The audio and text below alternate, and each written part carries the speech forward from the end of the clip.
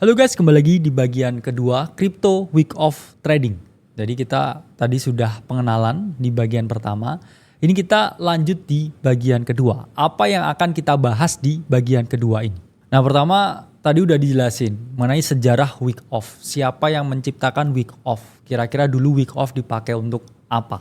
Elemen yang penting dan sejarah-sejarah lain. Nah, di sini kita akan menjelaskan mengenai hukum dan juga prinsip dari week off. Jadi sama seperti berbagai hal di dunia, ini selalu harus ada prinsipnya, the principles. Karena tanpa adanya prinsip, kita tidak akan memiliki suatu pondasi yang kuat terhadap suatu strategi tertentu. Ya, prinsip itu kan sesuatu yang sangat mendasari, sesuatu yang sangat fundamental sifatnya.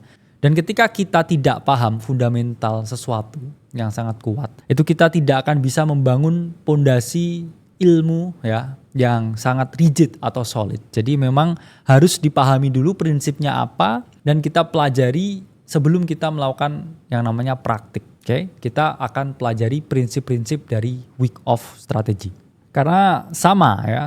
Di sini saya jelaskan kalau kita paham core value-nya apa, kalau kita paham the principles-nya apa, kita tidak akan goyah ketika menerapkan week off ini. Karena banyak ya teman-teman di sini yang hanya lihat week off itu dari pattern-nya, dari fasadnya, tapi tidak mempelajari core value-nya ya, dasarnya prinsipnya week off ini seperti apa. Jadi teman-teman goyah ya akhirnya karena tidak memiliki fundamental yang kuat. Dan fungsinya memiliki fundamental yang kuat ini adalah teman-teman memiliki ya gambaran penerapannya dan juga eksekusinya yang matang di market ini seperti apa.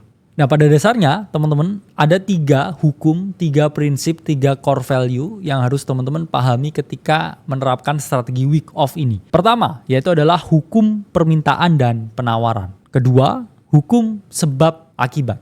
Dan yang ketiga, hukum usaha dan hasil. Apa maksudnya ketiga hukum dan prinsip dari week off ini? Yuk kita bahas satu-satu. Pertama, hukum permintaan penawaran. Loh, ini kok jadi bahas ekonomi ya? Ini padahal saya lagi trading. Karena teman-teman harus memahami ya. Teman-teman ini kan membaca market. Market itu tempat bertemunya permintaan dan penawaran.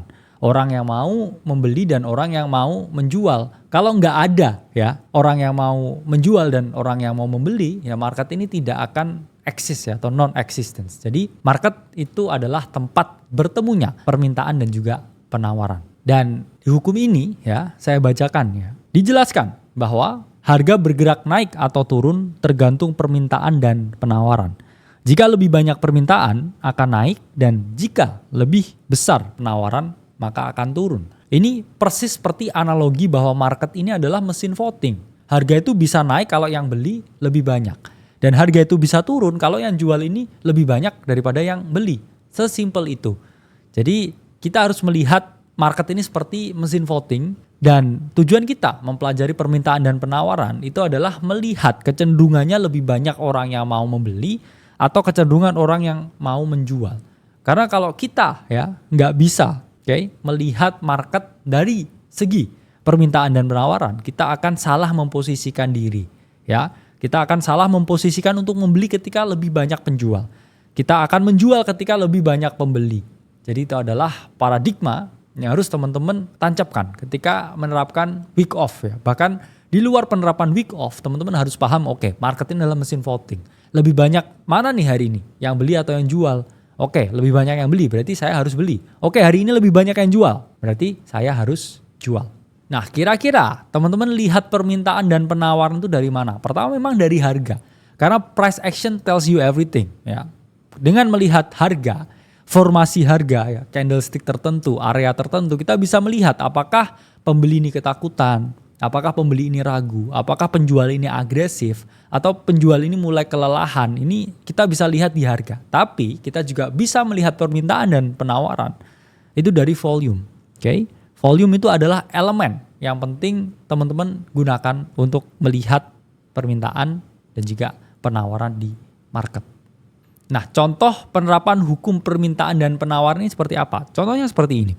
Ini adalah harga dari Bitcoin di daily chart.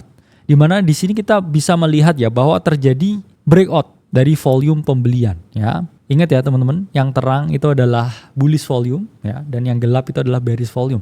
Di sini kita melihat ada peningkatan volume pembelian ya. Dari sini kita bisa lihat mengalami peningkatan, dan juga di sini breaking out ya, volume pembeliannya. Apa yang terjadi setelah itu? Harga ini mengalami kenaikan ya. Jadi kita bisa melihat volume, memperhatikan permintaan dan penawaran melalui volume. Oke, volume is increasing, buying volume is increasing.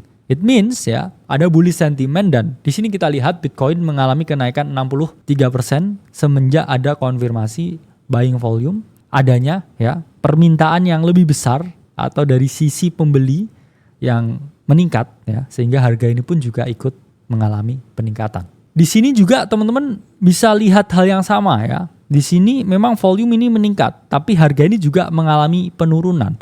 Di sini pun juga kita mengantisipasi ya peningkatan selling volume di sini, bearish volume, yang mana apa yang terjadi setelah itu? Harga dari Bitcoin ini mengalami penurunan 25%. Ini yang terjadi saat ini ya teman-teman. Jadi kita harus merespon ya market dengan memperhatikan volume, karena kita bisa melihat, mengetahui permintaan dan penawaran. Lebih banyak yang meminta ya, atau lebih banyak yang mau membeli, atau lebih banyak penawaran, yaitu adalah orang yang mau menjual di market. Selanjutnya yang kedua adalah hukum sebab akibat. Apa itu hukum sebab akibat? Di sini saya bacakan ya. Setiap pergerakan harga besar ya atau akibat di pasar disebabkan oleh periode persiapan atau sebab. Dalam konteks week off, sebab biasanya terbentuk selama fase akumulasi ya, dan juga fase distribusi. Fase akumulasi itu adalah fase di mana harga berkonsolidasi sebelum mengalami kenaikan. Kalau fase distribusi itu keadaan di mana harga berkonsolidasi sebelum mengalami penurunan. Ini adalah contoh hukum sebab akibat di price action chain link di weekly chart. Di sini kita lihat ya, fase akumulasi yang sangat lama, bisa teman-teman lihat dari April 2023 sampai hampir 2024. Ini adalah sebab. Oke. Dan akibat atau kenaikan harga Chainlink yang breakout di pertengahan bulan September 2023 sampai awal 2024 itu adalah akibat dari apa? Dari sebab. Sebabnya apa? Yaitu adalah harga Chainlink yang mengalami akumulasi dalam fase yang sangat lama ya. Hampir 1 tahun dia akumulasi, dan kenaikan harga ya itu adalah akibat dari akumulasi yang sangat lama. Dan ketiga itu adalah hukum usaha dan hasil. Apa ini maksudnya? Saya bacakan. Perubahan harga di pasar harus sejalan dengan volume perdagangan. Volume dianggap sebagai usaha dan pergerakan harga adalah hasil. Ketidakseimbangan antara usaha dan hasil dapat memberikan petunjuk tentang potensi pembalikan tren atau kelanjutan tren. Jadi di sini teman-teman garis bawah ya, week off is all about volume. Semua tentang volume, volume, volume, dan volume. Karena di sini ya, ketika volumenya ini udah tinggi, ya itu menunjukkan usaha yang besar. Tapi kalau volumenya tinggi, tapi harganya ini nggak naik ya, hasilnya kecil, ini mungkin ada tanda kelelahan atau pasar ini ada potensi untuk pembalikan. Maksudnya seperti apa? Misalkan seperti ini, kita lihat dari segi volumenya ya, permintaan meningkat dengan signifikan. Oke, ya. Buying volume meningkat dengan signifikan. Kita melihat rising in volume. Tapi kok harga nggak bergerak naik sama sekali?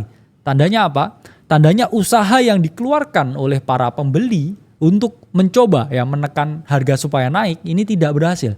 Dan tandanya di situ market jenuh dan mulai ada potensi penurunan. Jadi teman-teman harus pahami ya, kalau buying volumenya ini tinggi tapi harga nggak gerak, udah maksa banget ya, tapi harga nggak kemana-mana, hati-hati. Itu ada potensi pembalikan. Begitu juga sebaliknya ya, kalau selling pressure-nya udah tinggi ya, bearish volume candle ya di bagian volume bar ya, banyak orang jualan ya, jual, tapi kok harganya nggak drop ya, udah nggak drop signifikan lagi. Itu hati-hati. Ada potensi reversal dari harga yang turun menjadi naik.